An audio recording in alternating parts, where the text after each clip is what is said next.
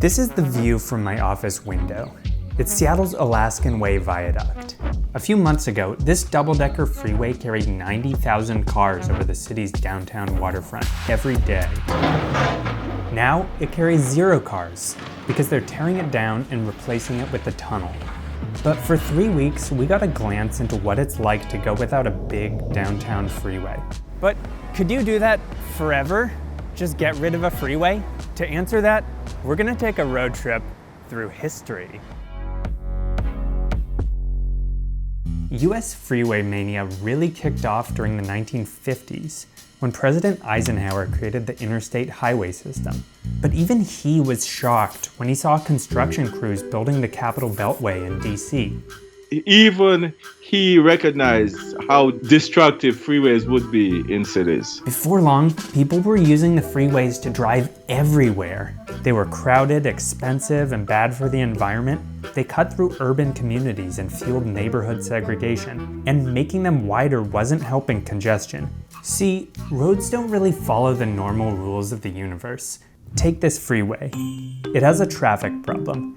And so the seemingly obvious solution would be to widen the road. But that original traffic was also acting as a kind of driving deterrent. New space would give people a reason to get back in their cars. This is a real phenomenon. It's called induced demand, a law of economics since 1962. So more lanes attract more drivers, and soon you wind up with the same traffic you started with, which brings us to our first stop in our Dead Freeway tour, Portland, Oregon. The freeway carried traffic along Portland's downtown riverfront, and the highway department had plans to expand it. Some highway engineers have a mentality, engineeringly speaking, that would run an 8-lane freeway through the Taj Mahal. That's Tom McCall. He was Oregon's Republican governor. He came up with a kind of crazy idea for the time. What if they tore down the freeway and replaced it with a park? And this was the nation's first big freeway removal.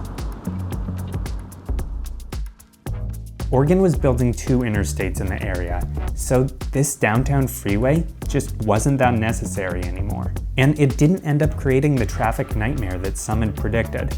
It was basically the 1960s version of this. Cars, man, why? Next stop, San Francisco, the 90s. From the beginning, activists fought this freeway, which blocked off the city's iconic waterfront views. There was even this 1955 editorial in the San Francisco Chronicle that roasted Seattle's viaduct as a warning against the proposed freeway. Ugly structure dominates architectural features in its vicinity. Yeah, that's fair.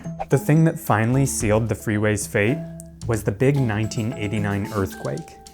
It damaged the Embarcadero and several other freeways in the area. Suddenly, San Francisco was faced with a choice. If you want to keep the freeway, you'll have to pay to fix it. And that did the trick. In 1991, the Embarcadero Freeway came down. In its place, a surface boulevard with big walkable sidewalks. The traffic impacts were pretty minimal. City streets absorbed some traffic, and without the freeway, some traffic just disappeared. The area around the Embarcadero became a waterfront destination. It saw higher property values, more economic activity, and more jobs. Some say the freeway removal added to the Bay Area's rapid gentrification. And while that area was expensive to start, housing prices did go up. For other places, there's a real lesson there. How to remove a freeway and make sure the people who live there can stick around for the benefit. And so here we are, Seattle 2019. Here's a little background. A 2001 earthquake damaged the viaduct. 18 years later, the city's tearing it down and replacing it with a tunnel, but not before the final challenge. Before the new tunnel could open, they had to close the old viaduct for 3 weeks. It was officially called the period of maximum constraint. Also, Viaduct, Carmageddon, there was a few other ones that I probably shouldn't mention. So best case, people change their habits. Everyone who doesn't have to drive, doesn't drive. Worst case, unreasonable congestion that nobody would tolerate. It'd take you hours to get into downtown. So what happened? For the most part, people found other ways to get around. We had about a 10% decrease in vehicles coming into downtown. Here's a typical bike count in Seattle during this time of year. And here's what happened during the viaduct closure. I never would have predicted it because January is generally not just cold, but rainy. Transit ridership spiked too. And the light rail and commuter trains added more than 15,000 new riders. And finally, some of the trips just didn't happen. And everybody goes, well, what happened to the trips? Well, it's not a finite amount of trips. People have brains and people make choices. And then the tunnel opened, and things started to go back to normal. But those 3 weeks gave us a small window into how a city might respond to losing a freeway. Now, could Seattle have kept this up? It's hard to say, but history suggests that cities can lose a little freeway and not lose their minds. Thanks for watching. There's a lot of history out there that we didn't get to cover. We're gonna leave some links in the description below if you wanna learn more.